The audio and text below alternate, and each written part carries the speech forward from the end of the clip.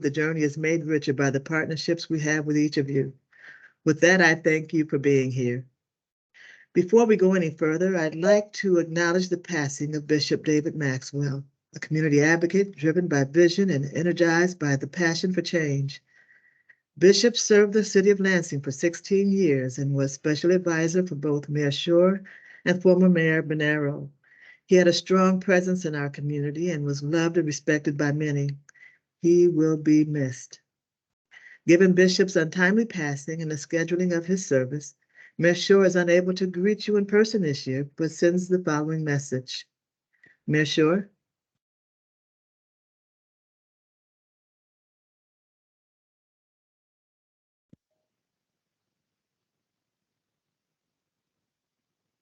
Good morning, everyone. Welcome to the City of Lansing Human Relations and Community Services Department's 2022 Community Forum. I'm happy to welcome you all here today for the third virtual Community Forum. I also want to express my gratitude for all the challenges human service agencies have encountered and overcome in recent years while providing essential human services to our residents. You didn't let the pandemic or its aftermath stop you, and you continue to persist year after year to ensure all our residents have their basic needs met. For this, our community is grateful. Since first taking office as mayor, I've prioritized funding for our human service needs. I'm proud to use 1.35% of our general fund revenues to fund a diverse range of human services and to work in partnership with local agencies. We use these funds for so many things that our community needs, but you all know that because you're providing these important services to our residents. And although city funds may be a small part of an agency's overall budget, we know they'll help bring county, state, and federal funding into our region to address complex community issues. Thank you for pulling all of these resources together to help our residents. So once again, thank you for being here at the 2022 Community Forum and for all that you do to make Lansing a stronger, more unified capital city.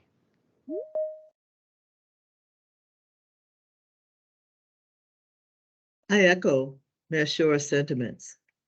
The pandemic forced us all to redefine our norms, change the order of our priorities, and find alternative ways and resources to meet the critical needs of those most impacted in our community, thereby making the work we do, the work you do, extremely challenging, but ever more important. That's the reason why we're here today. As you know, the HRCS department is responsible for assessing human service needs, dispensing funds that amount to 1.3% of the general funds, as mandated by city resolution, and monitoring city-funded agencies which develop programs or services to address community needs as identified by the city, the state, federal, or public sector. So you know, basic human services as defined by our city ordinance 240.02 includes food, housing, shelter, employability development, health, and mental health. This year, we're managing more than $1.9 million, which provided funding to 56 different agencies for more than 70 human service contracts, including 10 new programs or agencies. Human services agencies and programs must meet the following criteria to receive funding from the City of Lansing, HRCS, and you'll see it right there on the slide. Agencies must provide services such as basic needs, life skills and employability development, health and mental health services, as outlined. Must meet community needs, must demonstrate operational capacity,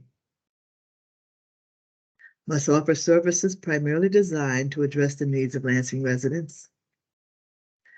Previous grantees must have performance and contract compliance history. While City Ordinance defines our funding priorities, administration of these funds require identification and further prioritization of community needs, of which you will hear more about from our next presenter, Doris Witherspoon, Senior Planner, Development of Economic Planning and Development. Again, please feel free to place any questions in the chat, and we will address them accordingly. Thank you for listening. Doris?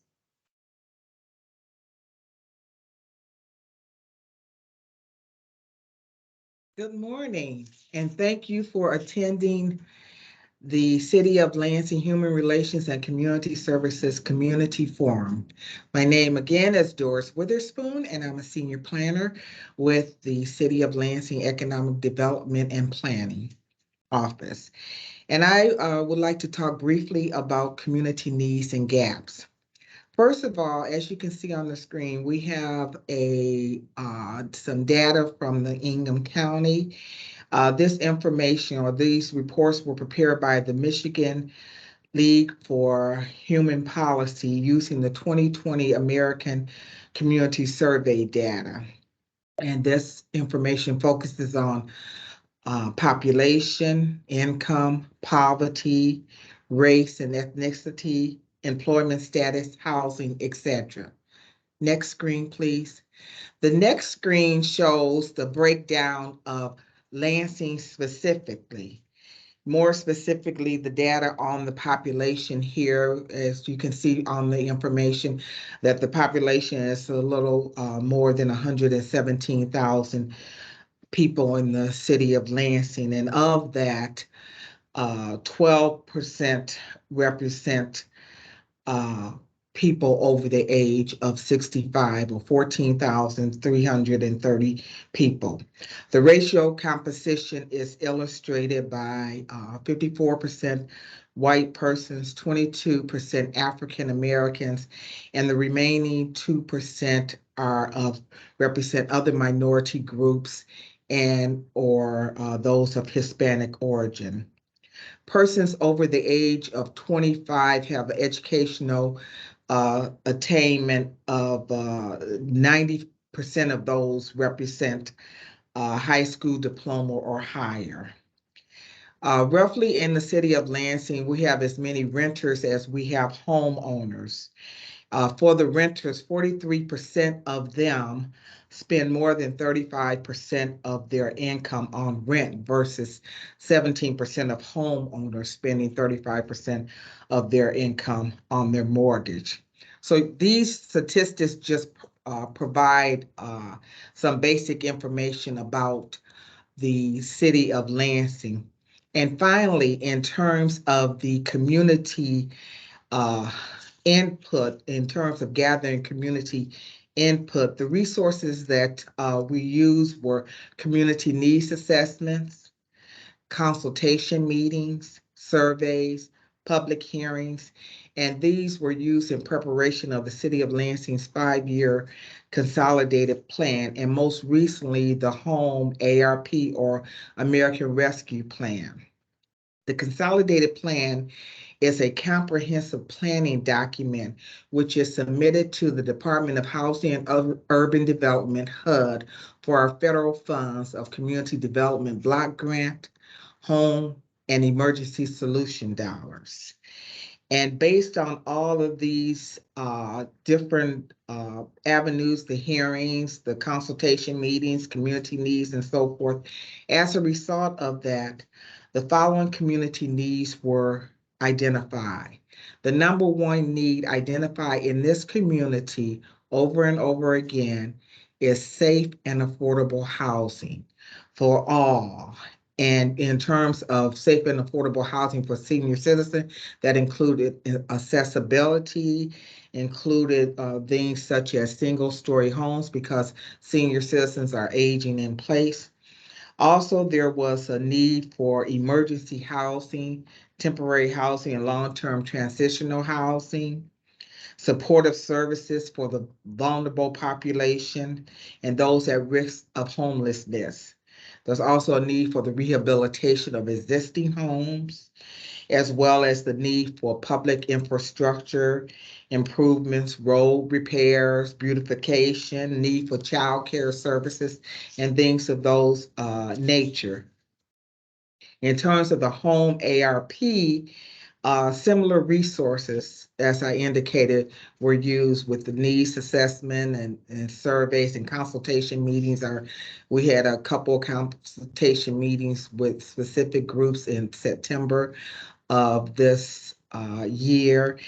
And the Home ARP dollars will focus on homelessness and those at risk of homelessness, as well as qualifying populations, those persons fleeing domestic violence and things of that nature. And as a result of that, again, safe and affordable housing was identified over and over. Other most needs that were identified was case management, rental and utility assistance, um, and employment assistance, things of those natures to help the most vulnerable population. So that gives you an idea of some of the needs that are needed in this community. In conclusion, I just want to mention that the city of Lansing is doing the best that we can do in terms of fulfilling those gaps of services. But we, obviously there are still some gaps, but we want to ensure that the best use of our general funds are allocated to meet the community needs and gaps. Thank you for the opportunity to present. And if you have any questions, please feel free to submit them in the chat. And now we'll pass it on.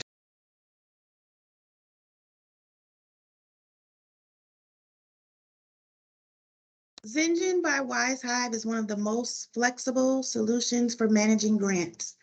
It was designed to be an easy-to-use platform that tailors online applications, tracks and reports progress, customizes reports, and simplifies the review process. Today, we are graced with one of Wise Hive's top executives, Mr. David Unfried, who will help familiarize agency personnel with our new HRCS applications portal, designed with our community agencies in mind. Please welcome Mr. David Unfried. Thank you so much there, Kim. Are you all able to see my screen over there? Yes. Perfect.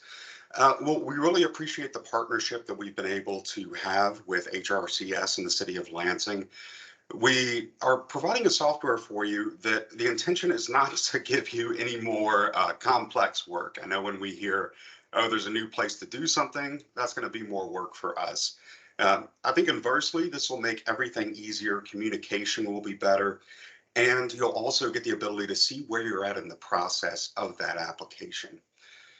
Now, what this is going to entail is the ability to have a unique login for your organization.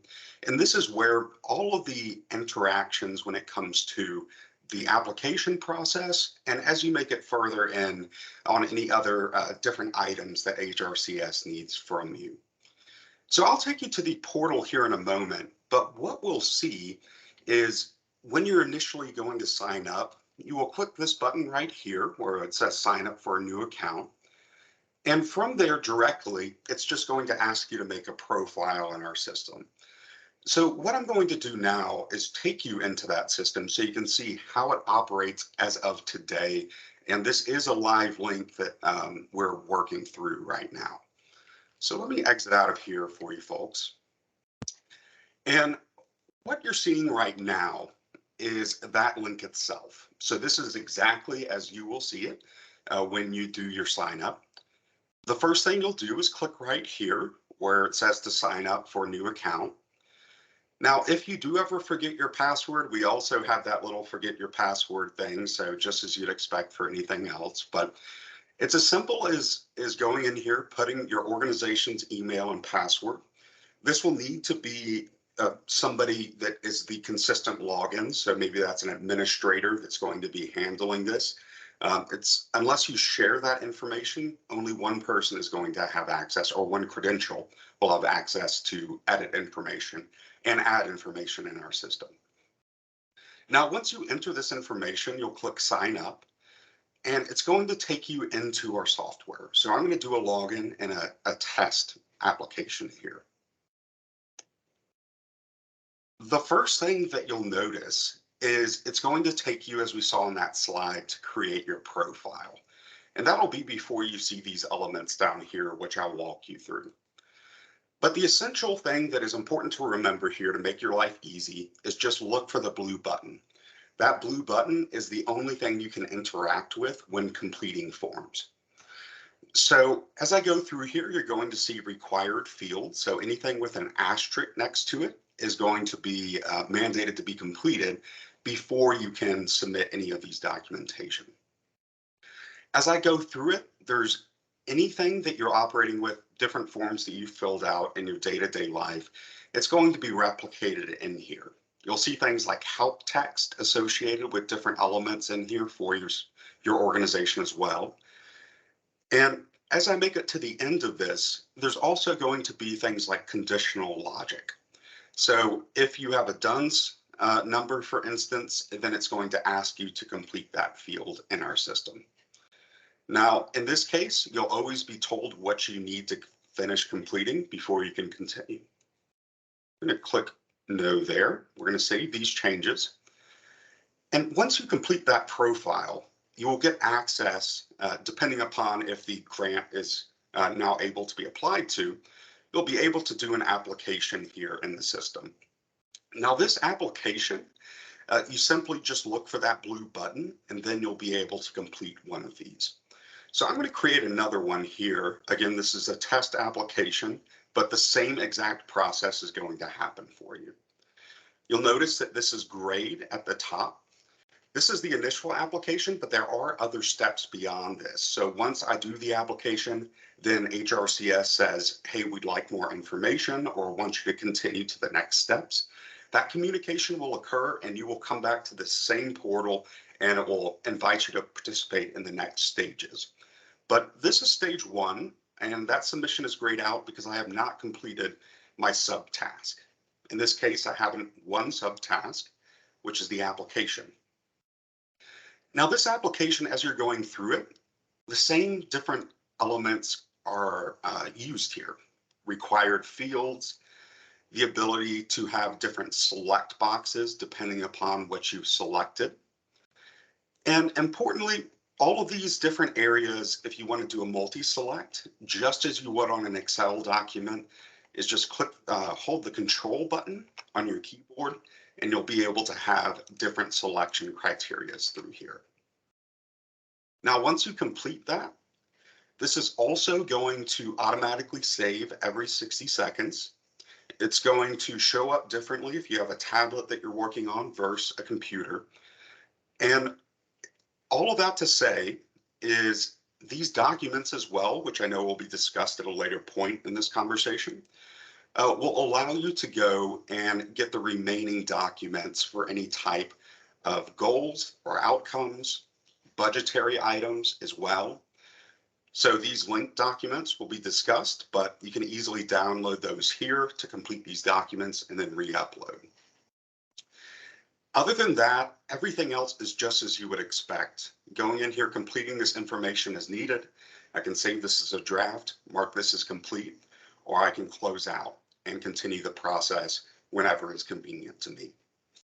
But that's all I really have to share. I know the team here is excellent and is going to provide so much guidance in the way to support you and help you through this process.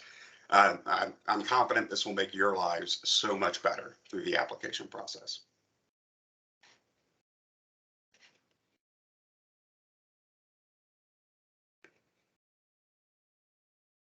And I believe I toss it back to you there, Kim.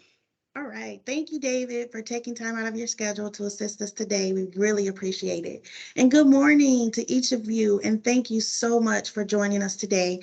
My name is Kimberly Gillespie, and I am a contract manager here in the city's HRCS department.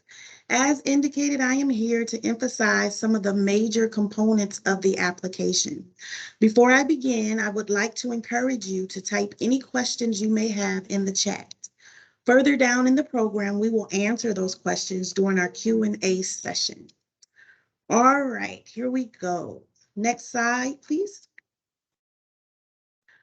For those of you that have some familiarity with the application, you will notice that once again, we have implemented changes that we hope you will find beneficial. I will first highlight new content. I will follow with a review of familiar but significant content, And finally, I will provide some very important dates. Next slide, please. One of the significant changes in the application is the fact that it is online. Your application will be completed and submitted in the HRCS application portal that David navigated not long ago. As you yourselves navigate the application, you will find it extremely helpful to download any required documents from the HRCS webpage prior to start.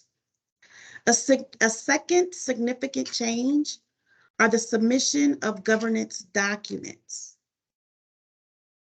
Governance documents include the following forms: IRS 990, 501c3 letter, current board roster, current general liability insurance, agency conflict of interest, city HRCS conflict of interest, LARA annual report.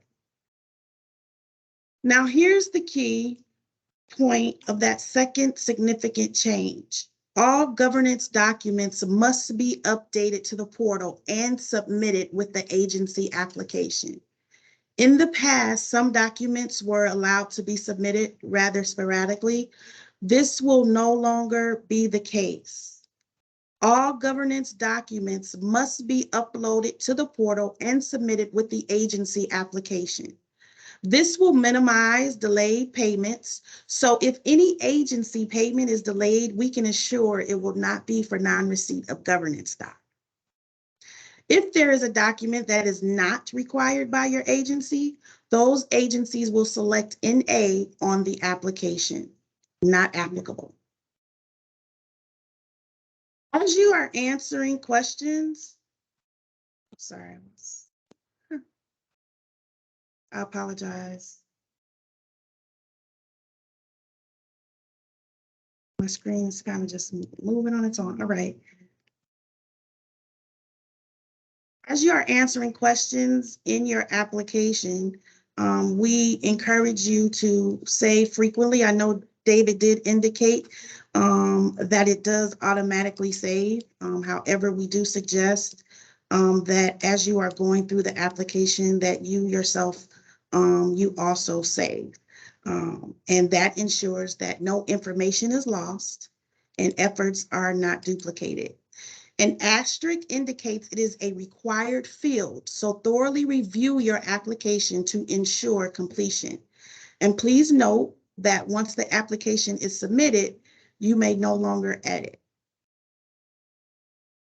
We also encourage agencies to save a PDF copy of their application. Saving and printing of the application can be done at any time.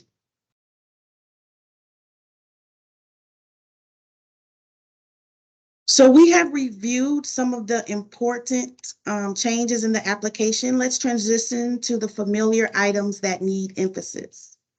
The general fund grant starts and end dates are July 1st to June 30th. Applicants must be a nonprofit or have a written agreement with a nonprofit to accept funds from the City of Lansing for the proposed program. If the latter, there must be a memorandum of understanding, MOU, with the nonprofit organization. It must be on their letterhead and it must be signed by the agency director. No individual associated with the agency can benefit directly or indirectly from any funding awarded to the agency. Any collaborative agreement must be in writing and submitted to the City of Lansing. The City of Lansing does not fund any project or program 100%. All programs should be in operation throughout the duration of the time frame outlined in the agency's HRCS contract. Grant reports are due quarterly in the months of October, January, April, and July, and should be submitted even in the event of delayed payment or program inactivity. Program categories are basic needs, life skills, employability, development, health, and mental health. To receive funding, the agency must provide human service, must meet community needs, and must demonstrate Lansing resident focus.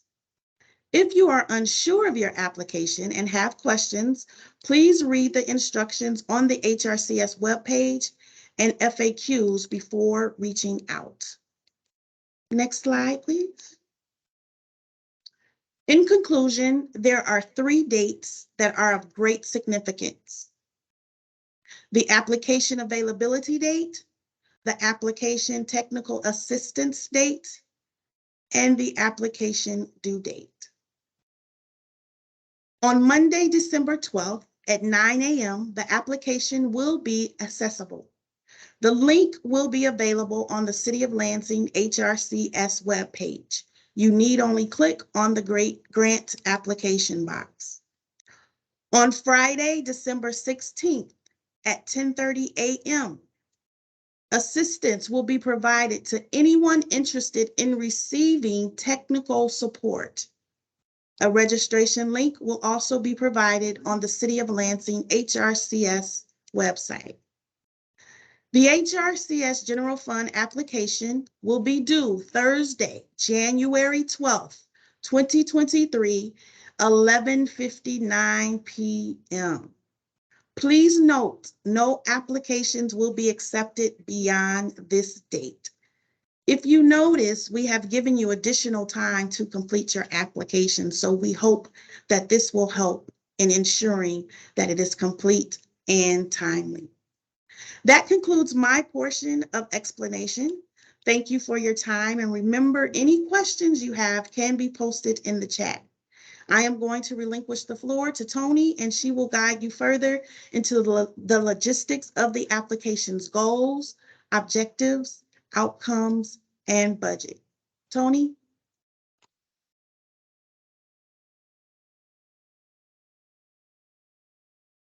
Thank you, Kim. And good morning, everyone. I'm Tony Young. I'm a contract manager here at HRCS with the City of Lansing. And I'd like to share some information about goals, objectives, and outcomes, as well as take a quick look at the budget template that we created for you. Next slide, please. Thank you. So there's a lot of different ways to think about goals, and when we're looking at them, they really should answer the question, what do you ultimately hope to accomplish by providing these services or programs? When you originated this program, what was the problem you had hoped to solve? And what difference do you feel your services will make? As the slide lists, the goal should be a more broad, general statement and establish a vision for what you're hoping to accomplish.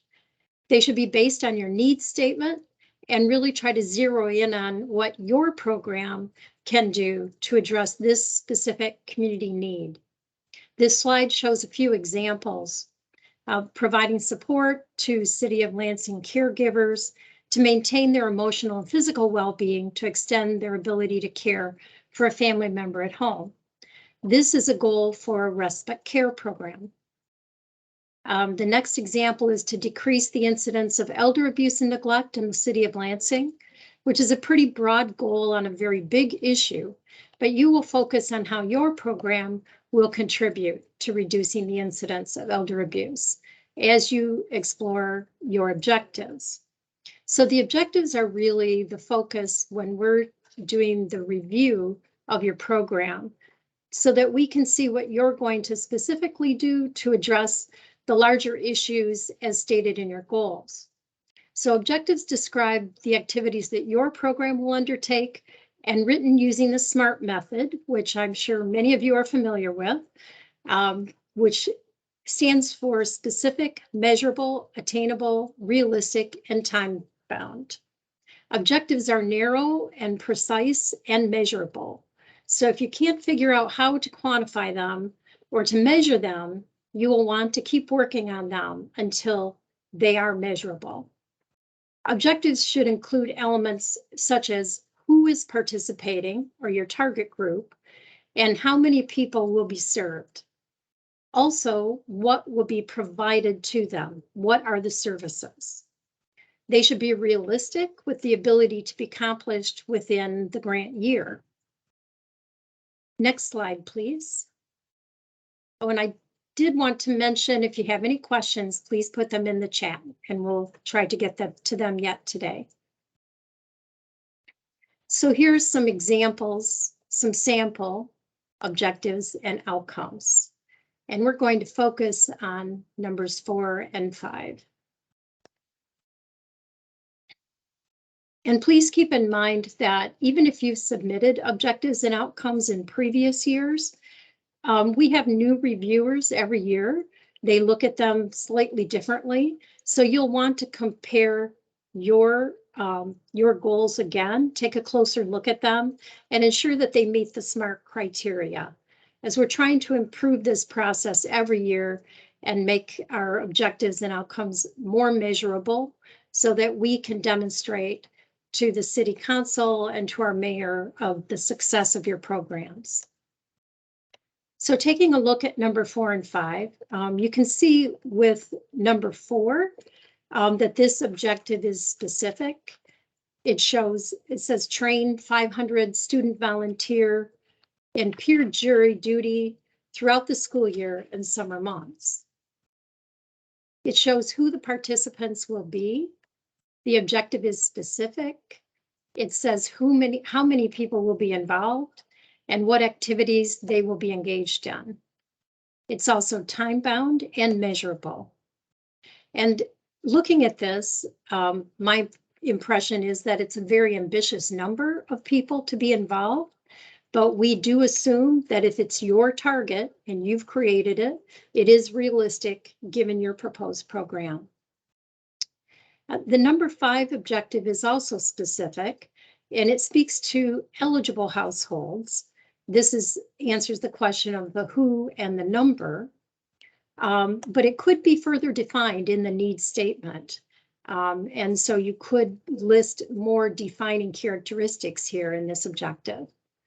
It also lists the specific services to be provided, the purpose of the services, which is to maintain permanent housing, but it doesn't include a time frame, which would improve the statement. That's further refined in their outcomes. So note that on the HRCS quarterly reports, we want to see how well the objectives are proceeding. So that's where we ask for you to report on the numbers served and who was served, but also the outcomes as you go forward. This helps us assess your program's progress each quarter. The outcomes then are specifically related to each objective. So you can see they answer the question, how will the participants benefit? And can your program take credit for those changes? Benefits and outcomes may be at 3 different levels. They may be short-term, which is sometimes called initial outcomes, or they may be changes in knowledge, opinions, skills, or aspirations, which many people call COSAs, or they could be medium-term outcomes, which could be characterized as intermediate changes in behavior that may result from these changes in knowledge or skills. And then there's longer-term benefits or outcomes that could be described as larger changes in condition or status. So looking back at our 2 examples, you can see that number 4 lists gaining new knowledge or skills from training to be a peer juror. That could be an initial or short-term outcome. But what if that leads to an interest for the students in pursuing careers in law? If the program follows up with these students later, they may find that several of them pursued a law degree, thus showing a more significant and longer-term impact on the students. For number 5, the program plans to follow up the households enrolled at the 7-month mark to see if they've maintained their permanent housing based on the case management and the assistance provided in the program. So this could be seen as a change that altered their condition, so it's more of a longer term, or changes in behavior that led to helping them sustain stable housing. So yes, human services can show the positive impacts they make in our communities, and suffice it to say that in the first year or two of your program, and for certain types of programs, initial outcomes are more likely. But after several years, you may find your approach yielding more or less success in certain areas or with a certain target group, and you may want to refine your objectives or outcomes based on your experience. And then a quick note, when you list your outcomes, they should include an outcome indicator, which is specific data that you're going to track to measure the program's success, as well as a target or the level of achievement you expect in your program. So as in our examples, an outcomes measure often shows the number and percent of those who actually achieved the outcome or the benefits, but not simply the number served, because that's a measure of your objective. Obviously, these two are related. So one last word on the evaluation methods. These show the reviewers of your application how you will know how many people were served, but also the participant benefits and the level of success. So what data will you collect to demonstrate the success, and by what method? This is what we're asking under the evaluation method column. This also helps you create your outcome indicators and targets so that they're realistic and is something that you can actually track. So data collection is very important to figure out before you begin your program, and programs employ a variety of methods to measure their outcomes. And some examples include things like pre and post tests, academic measures, participant surveys that may be a self-assessment of their own progress, or interviews or questionnaires that you may distribute to participants upon joining or leaving a program that will hopefully measure any knowledge or skills that they gained. All right, so we're going to shift gears to point out a couple of items for the budget template. Next slide, please.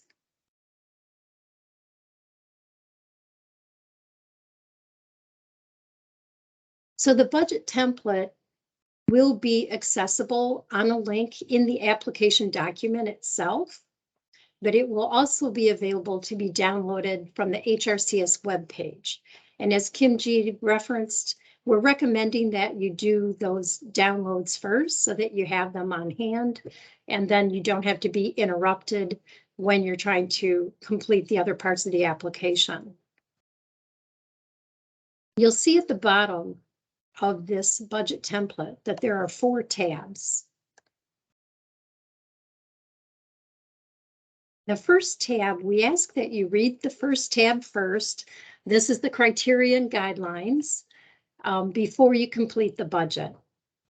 So note that there are 2 budget pages, and both will need to be completed before you save it and then upload it to the application.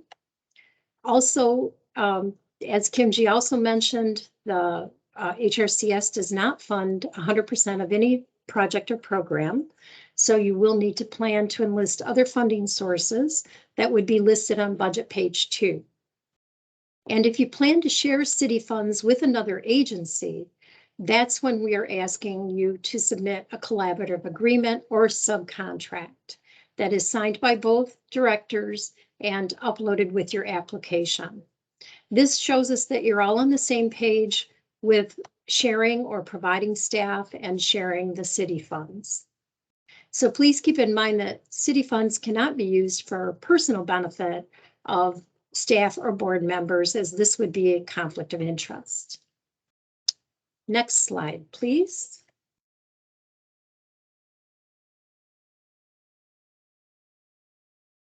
So this is a sample budget worksheet that we put together so that it gives you some examples of what we're looking for when you fill out budget page 1. So the costs are divided among 3 categories. This will be familiar to many of you who have received funding before or applied before. So we have a category for personnel, fringes, and operating.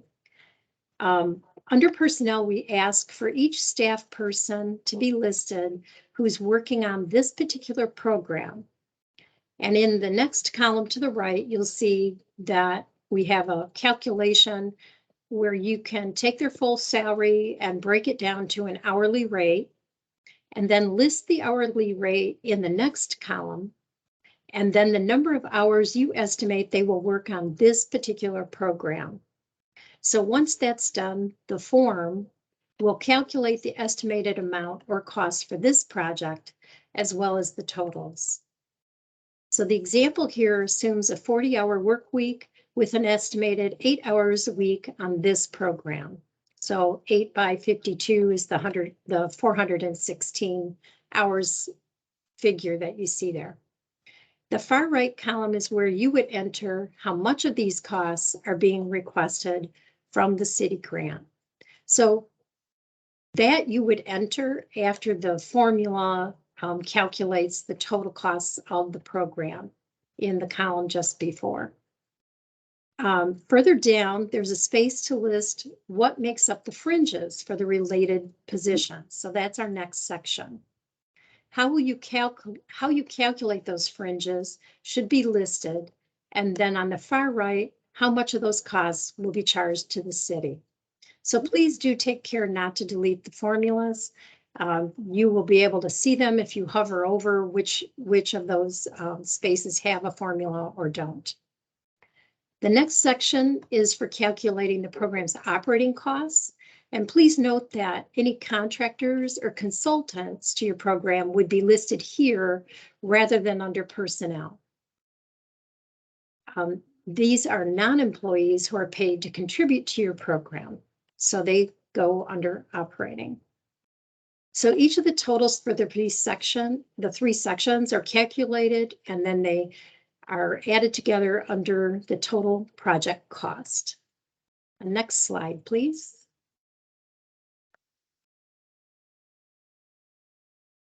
So this slide then is the blank one that you will need to fill out. This is budget page 1. We ask that you insert your agency name and program in the heading up above, and especially if you have more than one application coming from your agency. And then just use the sample that we just reviewed. And at the bottom, there are 2 questions here on this budget page that I just want to point out. We'd like you to list any of the positions that you have above that have administrative duties or time rather than time on the program itself. Just list the position and the percentage of time that is administrative. And then the next question, we'd like you to list the type and amount of the city costs above that are intended for a subcontractor. And then, as we stated before, please remember to provide a subcontractor agreement with that other organization if you're going to share city funds, and upload that to your application in the designated place. This will come under governance docs that Kim G reviewed earlier. So lastly, your second budget page is for you to list all the sources of funding for your proposed project. The total project cost on budget page 2 must equal the total project cost on page 1. And the city grant amount here on the first line should equal your total city grant request from budget page 1 as well. We provide some examples here of common funding sources for programs, but these are only examples. You'll want to replace this with your information of where the other sources of funding are coming from for your program. So thank you for your attention. And again, please put any questions into the chat. We'll address them here today as time allows, or in a follow-up FAQ to be posted on the HRCS webpage. I also wanted to mention that we will be sending registrants for this forum. You will get an email from us with a link to the webpage, the HRCS webpage, where you will find the portal to the application, as well as the other additional tips for applying and the documents to download. So next, I'd like to introduce our colleague, Kim Dunbar, Contract Manager, to moderate the Q&A session. Kim? Greetings, community partners. The City of Lansing Department of Human Relations and Community Services is very pleased by your presence today. Again, welcome. I am Kim Dunbar, a contract manager with HRCS. This is our question and answer segment of the forum where we will answer questions that have been placed in the chat. For the sake of efficiency, the only questions that will be entertained are those that are placed in the chat. So if you have questions, this is your final opportunity to place them in the chat.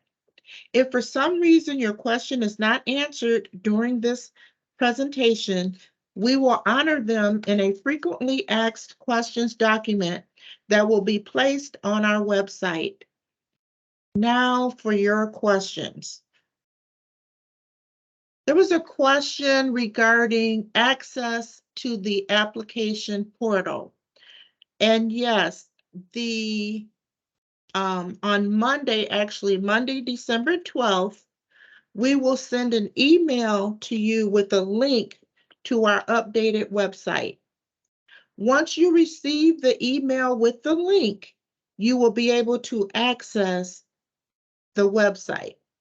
So basically, we want you to wait until you receive an email from us on Monday before you try to access our website, because the email will have the link attached and you can just click on it and go directly to our website and obtain the information about our application portal, and as well as frequently asked questions and other questions regarding our application process. If you have multiple programs within the same agency, you will be able to submit multiple applications. Each program or each application for your agency will be entered separately.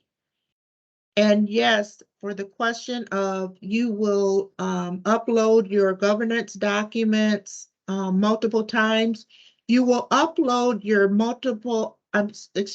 will upload your governance documents for each application.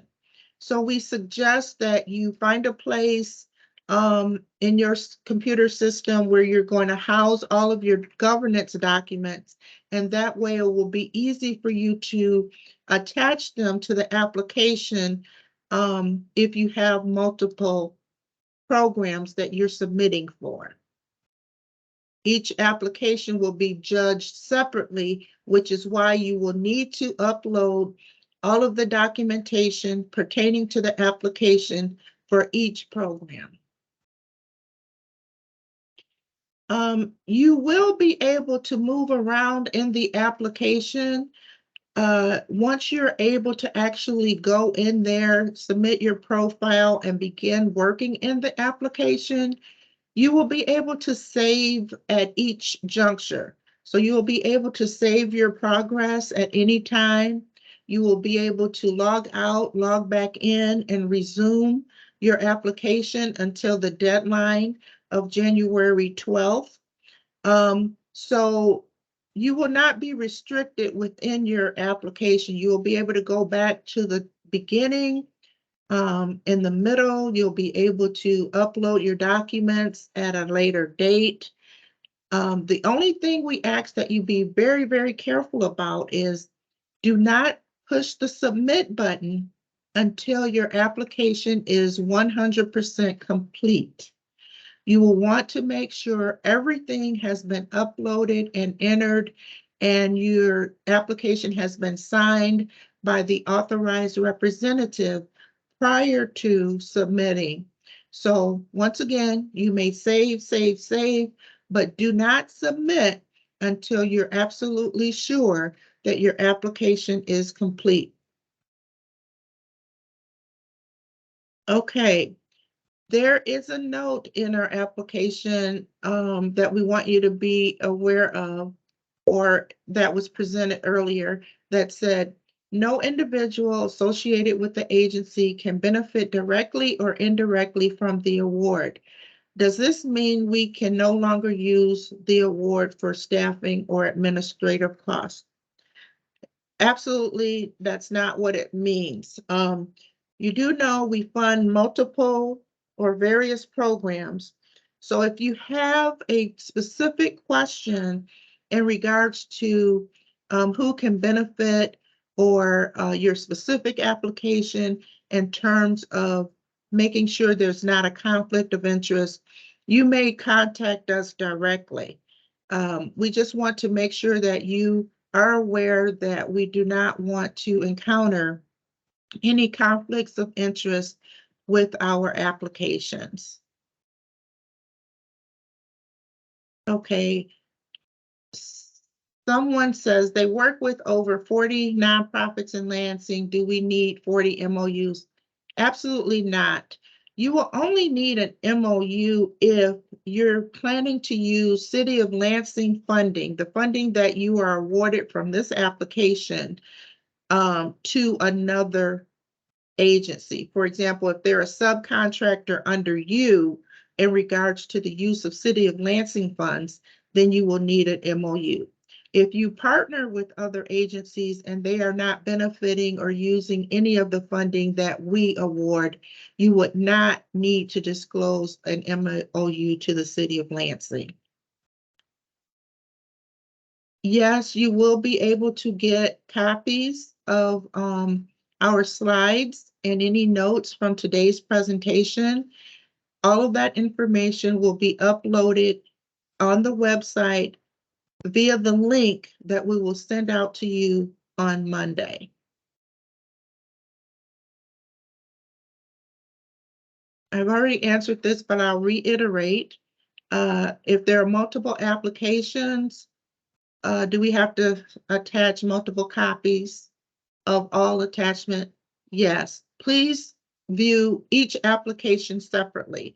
Even if it's from the same agency, every program, it's considered a different application. We do have some agencies that submit multiple applications each year. So for example, application number 1, you submit all of your governance docs. Application number 2, you must submit all of your governance docs. Application number 3, you must submit all of your governance docs because each application is being viewed separately. So do not assume because you've submitted it for one that it's going to transfer to the others.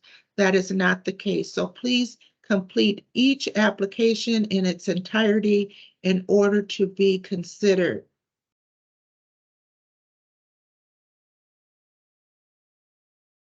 Okay, are we needing to list all program staff even if we are not requesting city funds? No. Your application should pertain to the staff that you are planning to fund. So anything that you're planning to use City of Lansing funds as submitted in this application, those individuals are the individuals that should be listed as part of your program staff, unless otherwise noted. Once again, if you have more specific questions in regards to your specific situation, we will be more than happy to answer them at a later date.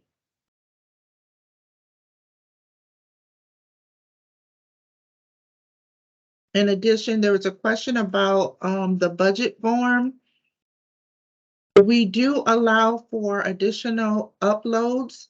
So if for whatever reason you're having issues with the budget form as it is indicated, we will help you if you're not able to upload an additional document. We'll be glad to assist you with any portion of the budget form that you have concerns about.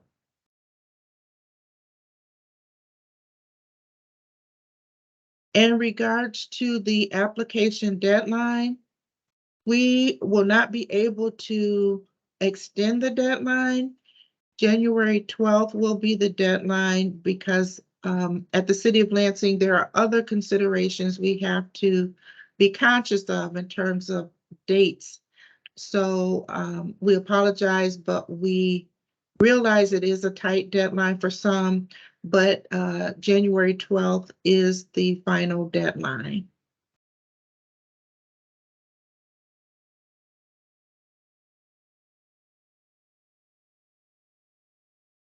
We will be sending notices to everyone who has registered for this particular forum.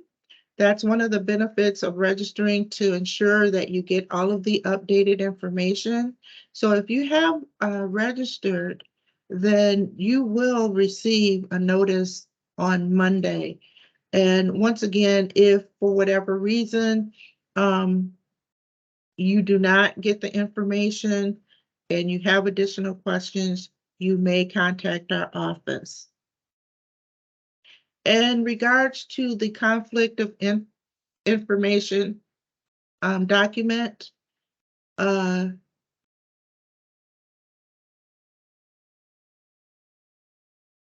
see, since we just sent conflict of information for last grant, if no members have changed, do we need to redo them? You will just need to upload the most recent document. You will not have to redo the document if there has not been any changes.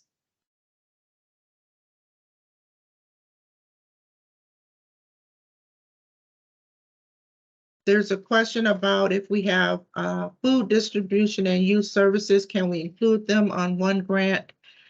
You may determine that on your own. If it works for you to have everything on one grant, that's at your discretion. If you find that it's more efficient for your organization to apply for 2 separate awards, that's at your discretion. You know your agency better than we do and how you will operate. We will just be judging it based upon however you determine is best for you to submit it.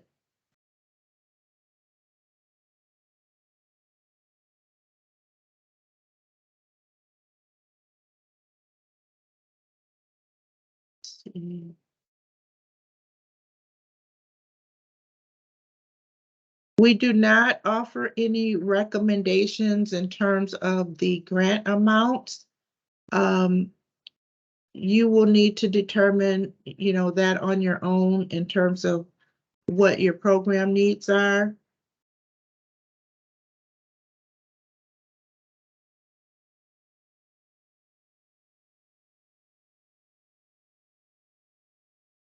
And in terms of the 501c3 designation, once again, that is something that we require for as a part of our governance documentation.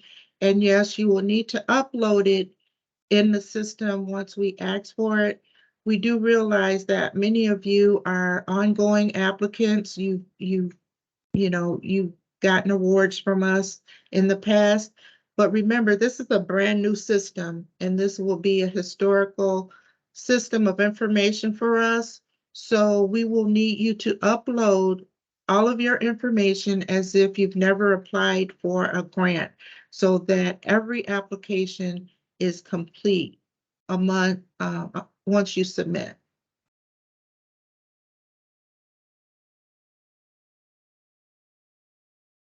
In addition, in terms of the HRCS budget, that is granted upon our budgetary process. And at this time, we do not know what the budget will be for our grants for the upcoming year. We will also have a list for you, a checklist that you will be able to review on the portal that will list all of the governance docs to ensure that you do not miss any in the application process. I know that you have a lot of questions, and I know that anytime you start a new program, especially a new electronic program, there are going to be maybe concerns, questions, or challenges that go beyond today. So because of that, we have scheduled a technical assistance training that will be offered next Friday, December 16th at 10:30 a.m. So on the document or the email that you received from us on Monday, we will share more information about the technical assistance that will be offered. We really do encourage you to sign up for it so that you can ask more specific questions at that time, specific to the application process. The technical training is specific for the new application process and to make sure you have the tools you need in order to successfully maneuver through the application. We also want to reiterate that on Monday, once again, Monday, December 12th, we will send an email to you with a link to our updated website. Once you receive the link, you will be able to access all pertinent information regarding the application process. If there are still questions after reviewing the website, please contact Nicole Dooling at nicole.duling@lansingmi.gov.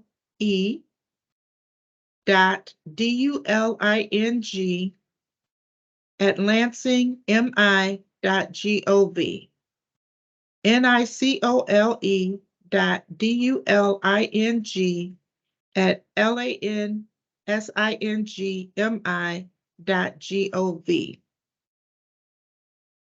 Also, register for the technical assistance session that will be held on Friday, December 16th at 10:30 a.m.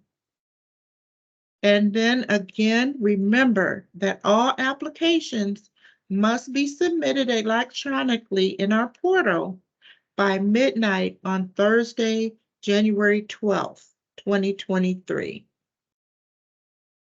So at this time, we're going to conclude our question and answer session as well as our community forum of today.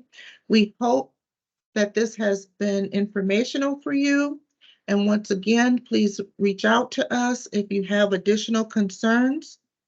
But in closing, the City of Lansing's Human Relations and Community Services Department would like to thank you for your participation in our annual community forum. In addition, thank you for your partnership as we collectively serve citizens of the City of Lansing. Enjoy the rest of your day.